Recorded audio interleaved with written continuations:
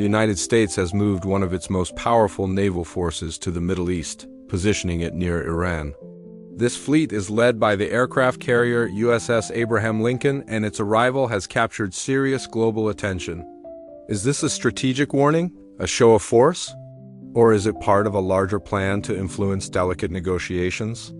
Today, we're breaking down what this deployment really means, why it matters so much, and how it could reshape stability in one of the world's most critical regions. Welcome back to Global Pressure Point, the channel that explains global power dynamics with facts, context, and clear analysis. If you want to understand world events without the noise, make sure you subscribe. So, what exactly is happening right now? The United States has deployed the USS Abraham Lincoln aircraft carrier strike group to the Middle East. This isn't just one ship. It is a massive naval force and one of the most significant U.S. naval movements in the area in recent years.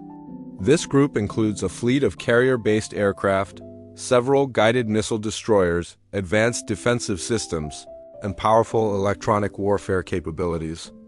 U.S. officials are calling this a strategic move designed for deterrence and to maintain regional security. At the same time, American leadership has been clear that diplomatic options are still on the table, but they are also emphasizing a sense of urgency around negotiations. On the other side, Iran has responded by increasing its military readiness and conducting its own exercises. Iranian officials have stated that they would view any hostile action as a serious escalation.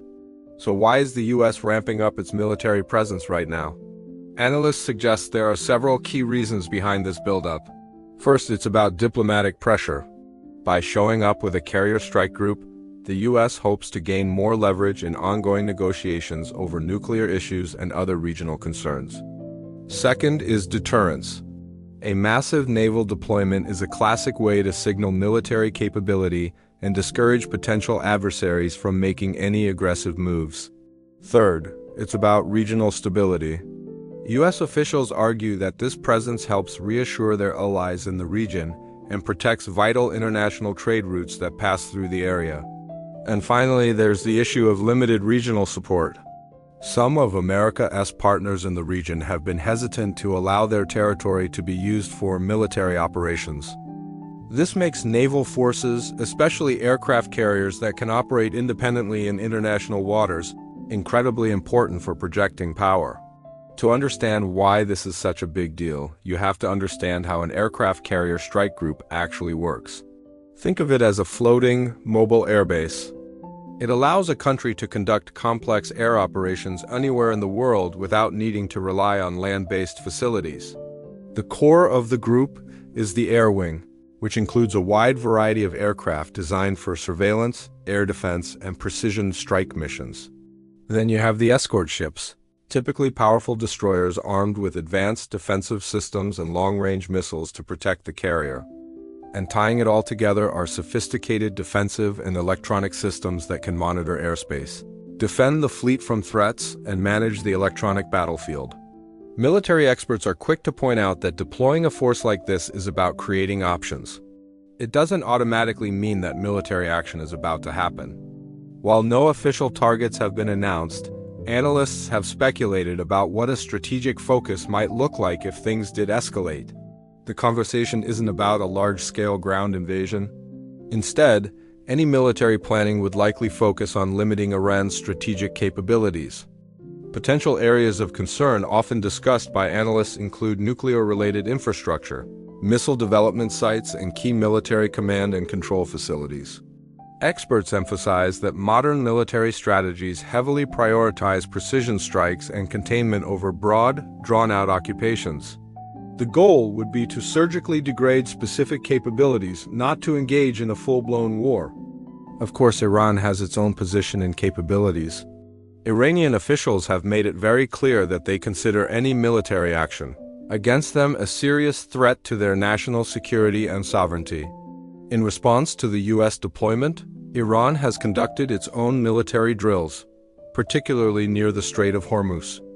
This is a crucial detail because the Strait of Hormuz is one of the most important shipping lanes for global energy supplies. Any disruption there could have a massive impact on the world economy.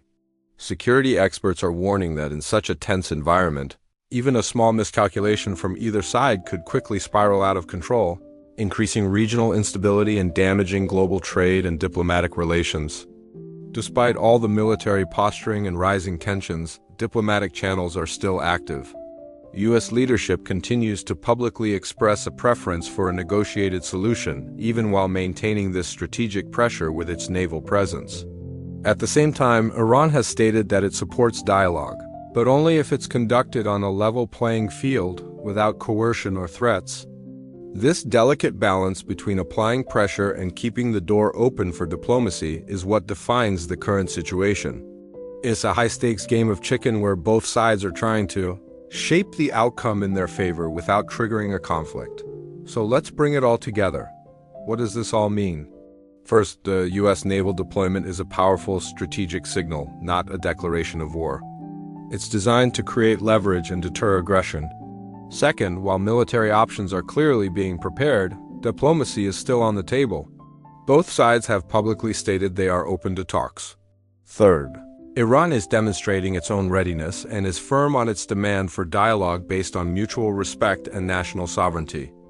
The entire region is at a very sensitive and pivotal moment where the decisions made in the coming weeks and months will have a major impact on Middle Eastern stability and global security for years to come. If you found this analysis useful, follow Global Pressure Point for more clear and concise explanations of major global events.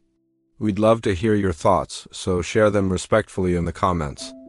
Do you think diplomacy can successfully de-escalate these tensions, or will the pressure continue to rise? Thanks for watching.